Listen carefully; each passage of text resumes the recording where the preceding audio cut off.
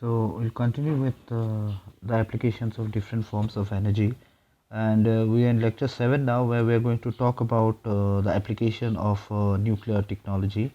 Here we are going to see the peaceful use of nuclear technology, and we are really not going to consider something like a nuclear weapon or the more conventional thing of generating electricity, but we are going to discuss more of the other applications of nuclear energy technology. The materials that are used in these kind of applications are nuclear materials, for example, the plutonium, the thorium, and so on. Okay, so even if you consider something like carbon dating, that also comes under the nuclear technology, which is used to determine the age of antique pieces and so on. So the very first application that I'm going to discuss is the plant mutation breeding. So what happens is that if we actually want to have a good quality crop or plant, we can actually use the nuclear technology. So it is basically nothing but the process of exposing the seeds or cutting of a given plant to radiation, such as gamma rays, to cause a mutation. So we can actually apply some gamma rays to the plant, and it will basically result in some kind of mutation. And then this irradiated material, that means the material or the seed which has been exposed to gamma rays, is cultivated to generate plantlet. Now these plantlets, which are actually small in size initially, are selected and multiplied if they show desired traits. So what I do is I use gamma rays to irradiate these materials, and then I see that what kind of changes I need with that gamma ray. If that is something which is as desired, I keep on multiplying that and consider this as basically a success, right? So a process of marker assisted selection or molecular marker assisted breeding. So basically, if you consider something like marker in your body, in human body or in plant body or any living object, we have got something which we call as the biomarkers, and these markers are more or less enhanced by using these radiations, which will actually result in desired changes in the trait. So it's basically used to identify the desirable trait based on genes. So what kind of genes it is being used. Okay, so the use of radiation essentially enhances the natural process of spontaneous genetic mutation, significantly shortening the time it takes. So it will basically reduce the time it usually takes. Then the next application is in case of fertilizers. So in general, fertilizers are very expensive, and if they are not properly used, can damage the environment. So you might have a land which can be rendered unusable for future use if the fertilizers are not used in a proper way. So that means it is important that as much use fertilizers as possible is fixed on the plant matter, and that minimum is lost to the environment. So the aim is not to waste the fertilizer. In fact, using fertilizers to that much amount which is actually needed by the plant. Now these things actually can be achieved by labeling the fertilizer with a particular isotope. Nitrogen 15 is used. So it basically provides a means of ascertaining how much has been taken up by the plants, allowing for better management of fertilizer use. So basically it provides a means of ascertaining how much has been taken up by the plant, and we can actually reduce or optimize the use of fertilizers using nitrogen 15 fixed with the fertilizers. Next, insect control. This is which is used and even it has been used worldwide in order to treat a lot of insects. Okay, which basically one of the recent advances using this technology was used to treat the deadly Zika virus in Brazil and broad Latin America and Caribbean region. So Zika virus, which basically spreads from mosquito, that can be actually controlled by using some kind of radiation.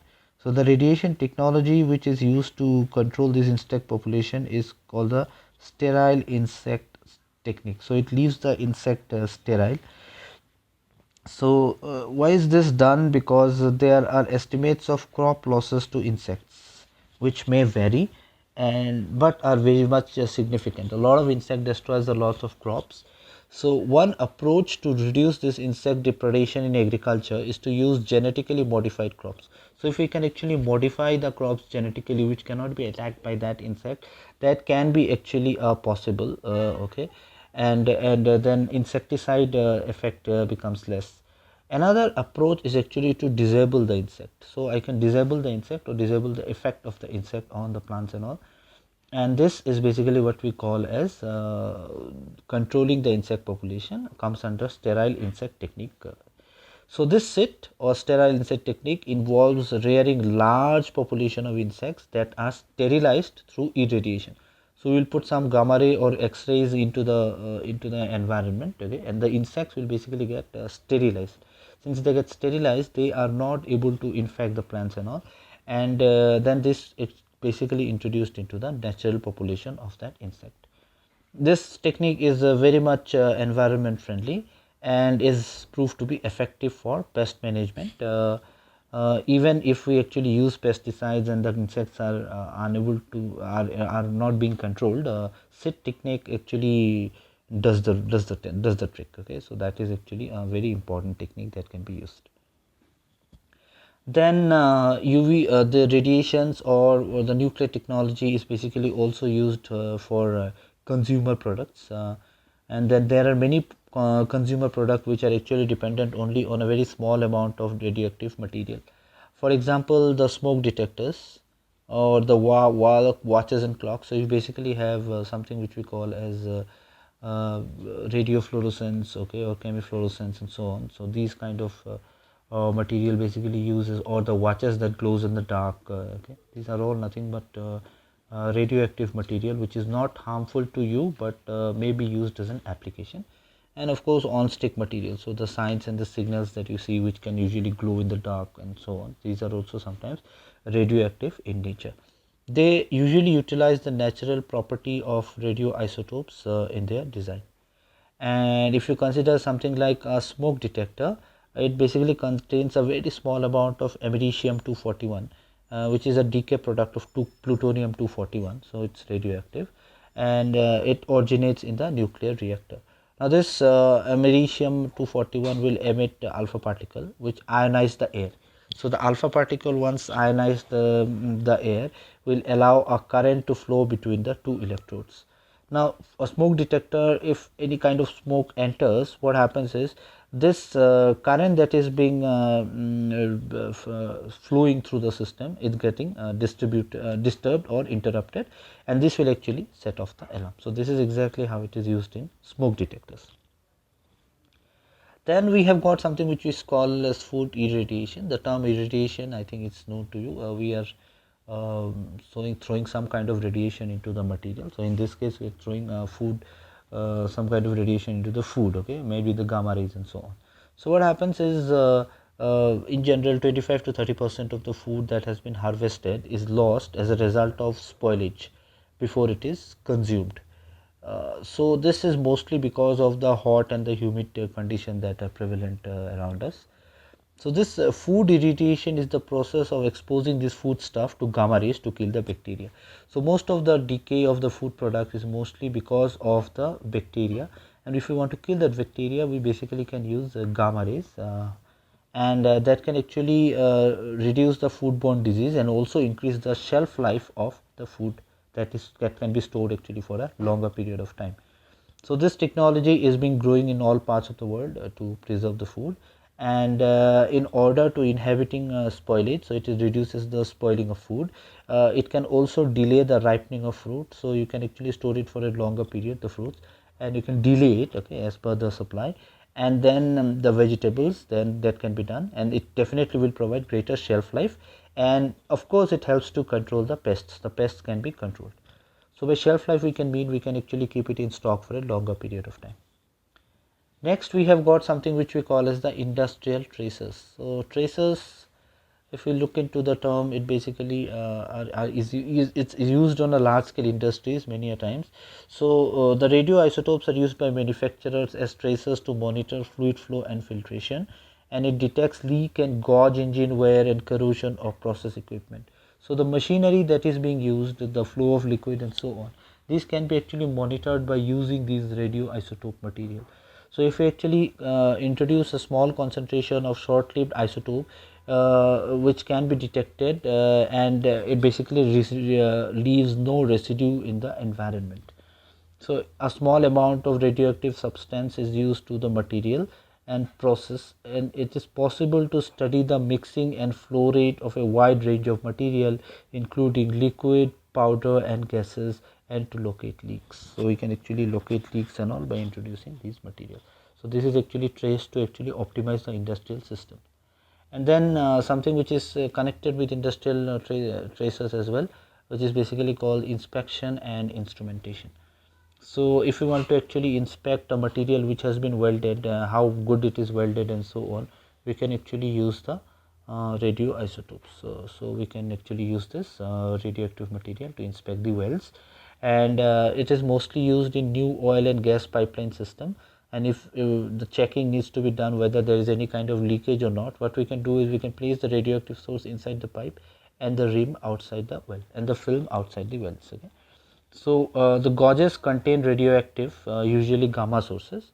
So by gauges we mean the measuring instruments will usually contain the gamma sources, and if we want to check the level of gases, liquid or solids, okay, they measure the amount of radiation from a source which has been absorbed in material. So if there is some kind of radioactive material, actually the gauges can actually measure the amount of radiation that has been given out by that particular material. And these gauges or these measuring instruments are most useful where heat, pressure or corrosive substances such as molten glass or molten metal make it impossible or difficult to use direct contact gauges. So these are helpful because sometimes in industries we are using a high temperature system, okay, and we are using some kind of molten metal, and we actually cannot use any kind of instrument which can measure it directly, because if we were to measure it directly it can damage the gauze. So if we can introduce some kind of radioactive material and look into the absorption behavior, we can actually know whether there is any kind of defect which exists there or not. So the ability to use these radioisotope to accurately measure thickness is widely utilized in the production of sheet materials, including metal, textile, paper, plastic and others. If you consider the density gauges, they are used where automatic control of liquid, powder or solid is important, for example in detergent manufacture. So there is something which is called density gauges, which measures usually how much dense the material is, and it is used in detergent manufacture, and it can actually control the amount of liquid, powder and solid. Okay, so how much the amount should be mixed so that we can get the accurate thing. Then next, something which is very commonly known, which is known as the carbon dating. So carbon dating, it analyzes the relative abundance of a particular natural occurring radioisotope. Okay. So the carbon dating, as we know, is naturally occurring radioisotopes are basically used, and in order to determine the age of rocks and the materials. These are usually of interest to the geologist, the anthropologist, the hydrologist or the archaeologist, and of course others. So carbon dating is one of the most widely used nuclear technology around right now. So the next is something which we call as desalination.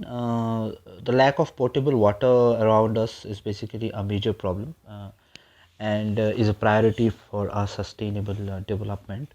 So there are regions where it cannot be usually obtained from the streams and the aquifers. The desalination of seawater, mineralized groundwater or urban wastewater is actually required. So the most desalination today which are used basically uses fossil fuel, and these fossil fuel usually contributes to the increased level of greenhouse gases. So fossil fuel is not a very good resource to use for desalination because it affects the environment. So what is done is the feasibility of integrated nuclear desalination plant has been proven, and this is mostly used in places like Kazakhstan, India and Japan. So these are the regions where this desalination technique is used. Okay, although not widely, but still it's in use, and this actually uses nuclear material technology and exploits the clean values of nuclear technology. Next we have got water resources, something which is a continuation of the desalination part. So isotope hydrology technique, there is a technique called isotope hydrology technique. It enables the accurate tracing and measurement of the extent of underground water resources. So in order to extract water from a particular region, you must know that how much you need to dig in deep, or how much water is available at that particular region. So this technology is used for this, and such techniques provide important analytical tool in the management and conservation of existing supplies of water and in the identification of new sources. So this technique will let me know that what is the origin of these groundwater sources, how old is the water that is basically flowing over, so that's the age, and the distribution of groundwater, and if there is any interconnection between the ground and the surface water. So all these kind of things actually can be determined by using the isotope hydrology technique.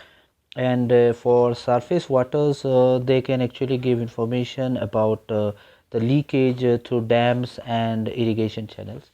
So if you have got water bodies storing a large amount of water, and if you want to determine what kind of leakage is there, or if there is any kind of leakage there, that actually can be determined by using the technique.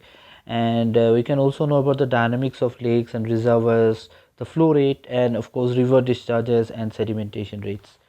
Neutron probe are used. So neutron is used as a source to measure the soil moisture very accurately, and they enable better management of land affected by salinity, particularly in respect to irrigation. So we actually connect it to irrigation, and we actually can use to know the quality of moisture that is available in the land. So these are some applications of isotope hydrology technique. That's all for today. Thank you.